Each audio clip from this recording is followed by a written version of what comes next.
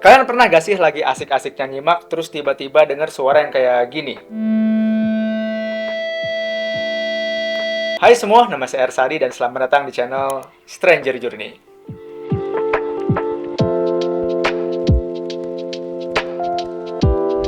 Mic adalah salah satu senjata andalan para pemanggung, entah dia seorang penyanyi atau seorang pembicara publik seperti kita. Bahkan bagi sebagian penyanyi, mereka sampai rela memesan mic khusus untuk bisa mereka gunakan.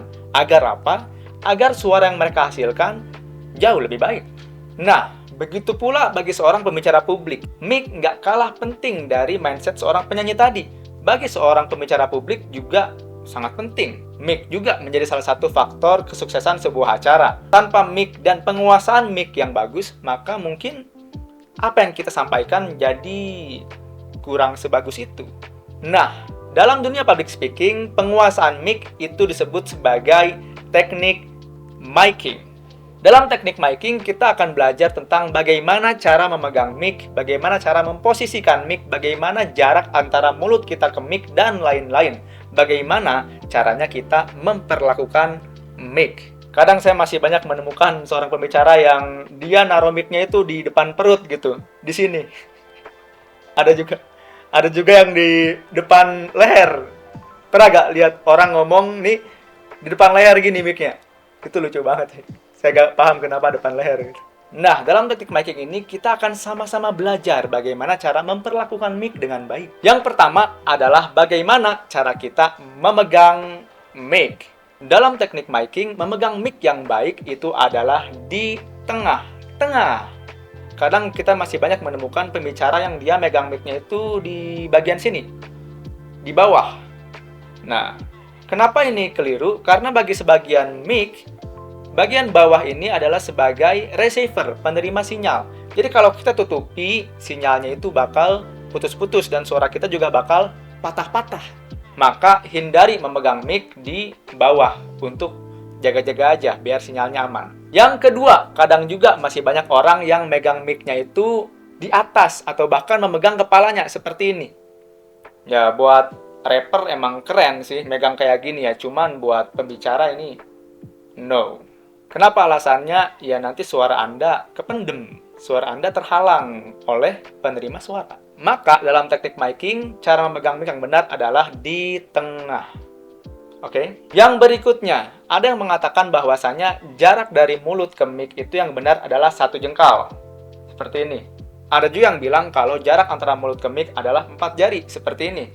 Ya kalau itu masih menurut saya tergantung mic-nya aja ya. Ada mic yang bagusnya 1 jengkal, nerima suaranya bagus, ada juga yang 4 jari. Bagus juga, yaitu tergantung mic-nya aja sebetulnya. Ya tapi biar jaga-jaga ya hindari aja. Jangan sampai terlalu dekat, karena nanti suara Anda gak jelas, dan jangan terlalu jauh. Suara Anda nanti gak jelas juga. Yang berikutnya adalah posisi mic dengan mulut kita. Hindari posisi mic di depan seperti ini. Ada yang tahu alasannya? Kenapa kita gak boleh memegang mic seperti ini, posisi lurus ke depan? Ya karena ini menghalangi wajah kita. Seperti yang kita ketahui bahwasanya seorang pembicara publik itu harus membangun koneksi dengan baik dengan audiens dengan cara kontak mata dan ekspresi wajah. Kalau wajah kita terhalang seperti ini ya koneksi kita tidak terbangun. Bahkan bagi sebagian audiens mungkin ini sedikit mengganggu. Hindari juga posisi mic lurus seperti ini. Kalau lihat dari samping seperti ini ya. Jadi posisi antara mulut kita dengan mic itu lurus.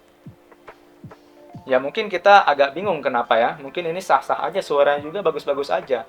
Tapi bagi sebagian mic ternyata posisi seperti ini itu tidak efektif dan tidak bisa menerima suara dengan baik. Karena pusat penerimaan suara di mic itu ada di depan sini, bukan di samping. Tapi bagi sebagian mic juga gak masalah ya. Kembali lagi ini kembali ke jenis mic-nya sebetulnya ya. Kembali lagi ke mic-nya. Tapi ya kita sebagai pembicara publik kita harus mengantisipasi dan melakukan yang terbaik agar kita bisa berbicara dengan optimal. Nah, maka daripada kita seperti ini, maka untuk mengantisipasinya yaitu serongkan posisi mic-nya 45 derajat seperti ini. Dalam teknik miking ini yang benar. Yang pertama, pastikan posisi mulut Anda ke mic itu 1 jengkal atau 4 jari, dan pastikan juga posisi tangannya itu miring seperti ini, 45 derajat, jangan sampai lurus. atau jangan juga sampai lurus ke depan seperti ini. Pastikan nyerong seperti ini. Ini posisi yang terbaik dalam teknik miking. Yang berikutnya adalah di sebagian mic itu ada busanya seperti ini. Kalau saya nyebutnya busa ya, ini namanya apa sih sebenarnya? Pop filter. Pop filter. Nah, pastikan mic Anda menggunakan pop filter. Alasannya kenapa? Karena kalau kita nggak pakai pop filter, oke, saya cabut dulu ya. Nah, kalau kita nggak pakai pop filter seperti ini, maka kadang suara nafas kita ini bocor ke mic. Pernah nggak kalian dengar lagi nyimak gitu, terus tiba-tiba kedengeran suara nafas si pembicaranya? Pasti pernah kan? Nah, itu karena dia nggak pakai pop filter, sehingga terjadi popping. Dalam dunia public speaking, popping itu adalah istilah untuk bocor nafas. Jadi, nafas yang ada di pembicaranya itu kedengaran bocor ke mic, dan itu kadang mengganggu juga. Nah, untuk mengantisipasinya, maka kita membutuhkan pop filter, agar ya suara kita jernih dan bebas dari bocor nafas. Oke, saya punya pikiran nih. Tadi kita bahas-bahas popping, bocor nafas, apa di video berikutnya kita bahas tentang olah vokal dan pernapasan dalam public speaking? Coba komen di bawah. Perlu dibahas nggak? Oke, sekian aja video untuk kali ini. Mudah-mudahan bisa membantu kita untuk kita bisa mengupgrade lagi skill public speaking kita melalui teknik miking. Mari kita sama-sama membiasakan agar cara penguasaan mic kita sudah benar sesuai dengan teknik miking. Nah, bagaimana menurut kalian? Kita diskusi di kolom komentar.